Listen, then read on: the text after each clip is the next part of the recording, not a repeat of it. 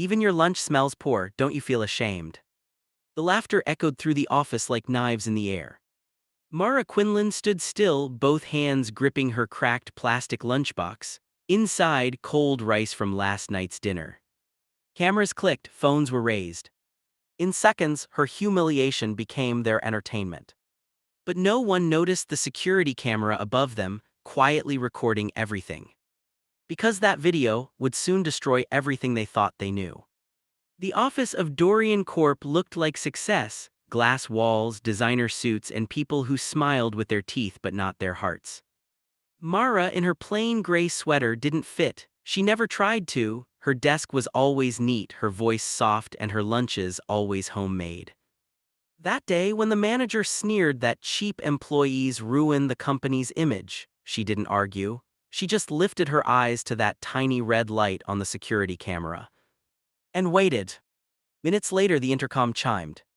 A robotic voice announced, "Annual Report, Quinlan's Light Foundation, founded and directed by Vice President of Finance Mara Quinlan." Everyone froze. The screen on the wall flickered, and suddenly they saw Mara again, but not here.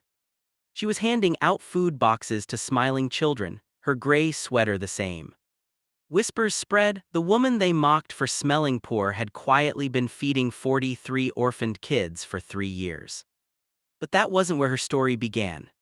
It started a few months earlier, on Felix Dorian's birthday. The CFO everyone feared, the man who believed money could buy respect. The office was full of balloons, champagne, and gifts wrapped in designer ribbons. Mara walked in quietly, carrying a small handmade card, blue ink, neat handwriting, folded paper. She placed it on the table beside the luxury watches and scotch bottles. Celeste Arden, the communications director, spotted it first. Her red lips curled into a cruel smile. "What's this, Mara? Did you pull it from the office printer?" The room went silent, waiting for the punchline. Mara said nothing, her hands clasped in front of her. Celeste flicked the card with a manicured nail. It fluttered to the floor. "Oops," she said, "guess it wasn't worth picking up."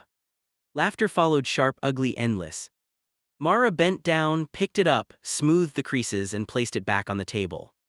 "It's still a gift," she said softly. Her voice was calm, but it sliced through the noise like a blade. The laughter stopped just for a moment.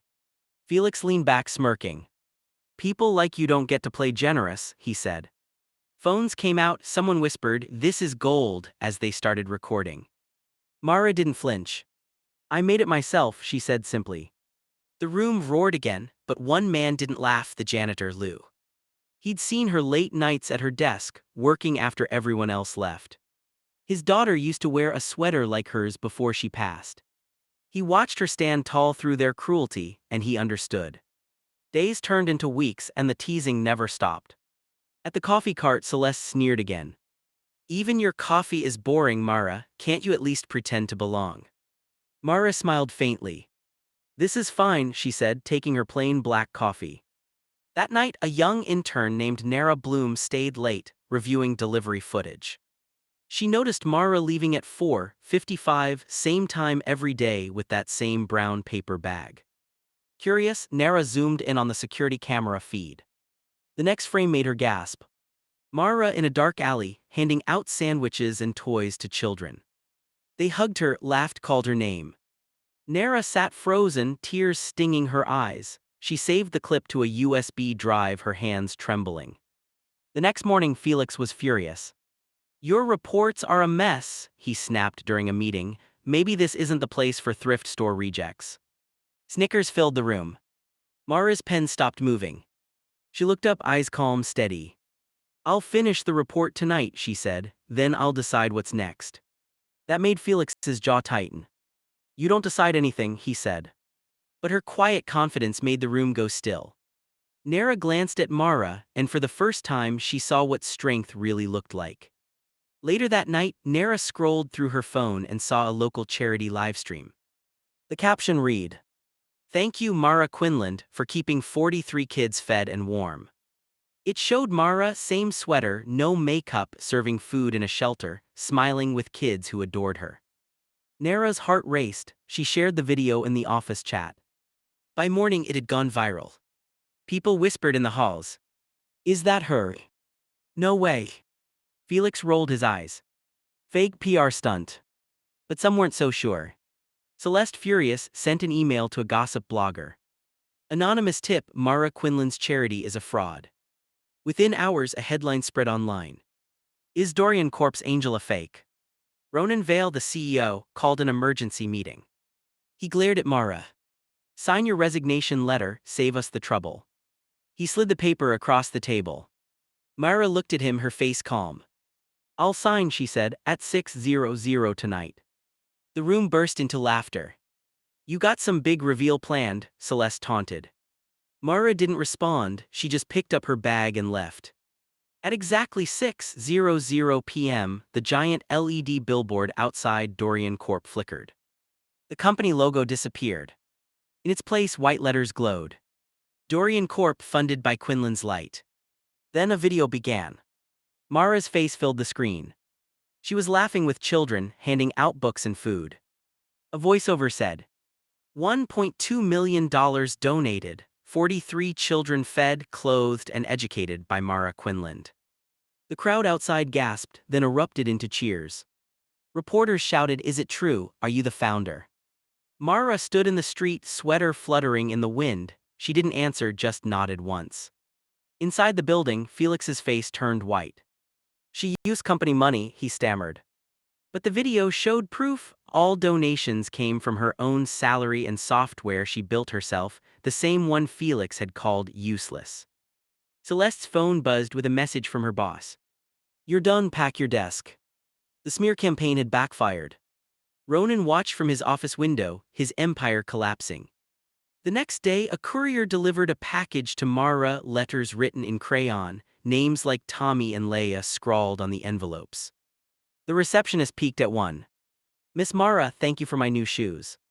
Her eyes filled with tears as she handed the stack to Mara.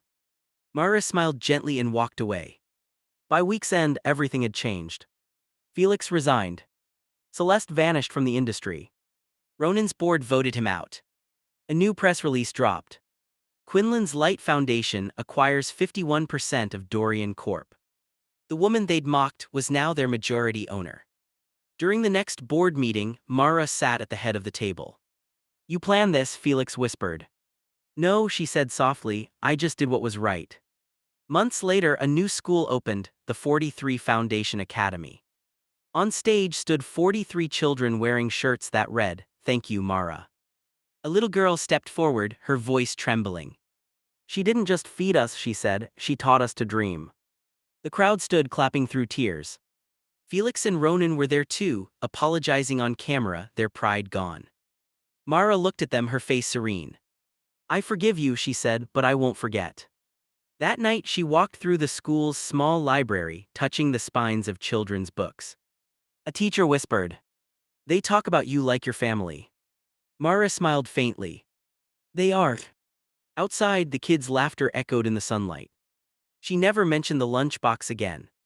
Never brought up the card or the insults. She didn't need to. Her silence spoke louder than all their words. Because sometimes the quietest people carry the biggest hearts and the strongest power. You've been there too, haven't you? Judged for how you look, for what you have or don't have. You stayed quiet. You didn't fight back with anger. You just kept doing what was right. You weren't wrong. You weren't alone. Mara showed us that kindness always wins in the end.